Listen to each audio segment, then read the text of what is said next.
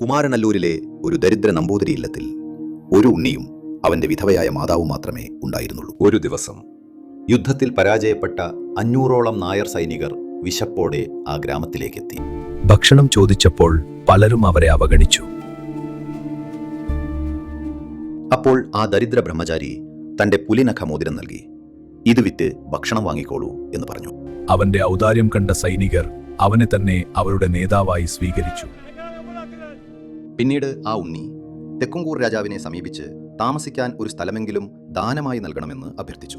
ഒരു ദിവസം കൊണ്ട് വെട്ടിയെടുക്കാൻ കഴിയുന്നത്ര ഭൂമി എടുത്തുകൊള്ളാം, രാജാവ് പറഞ്ഞു. അടുത്ത ദിവസം വാളുമായി പുറപ്പെട്ട ഉണ്ണി ഒരു വലിയ പ്രദേശം മുഴുവൻ വെട്ടി അടയാളപ്പെടുത്തി.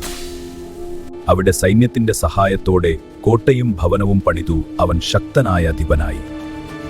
ഒരു സാധാരണ ജീവിതത്തിൽ ആരംഭിച്ച ആ യാത്ര ഒടുവിൽ ചരിത്രപ്രസിദ്ധനായ ചെമ്പകശ്ശേരി രാജാവിന്റെ പദവിയിലേക്ക് എത്തി.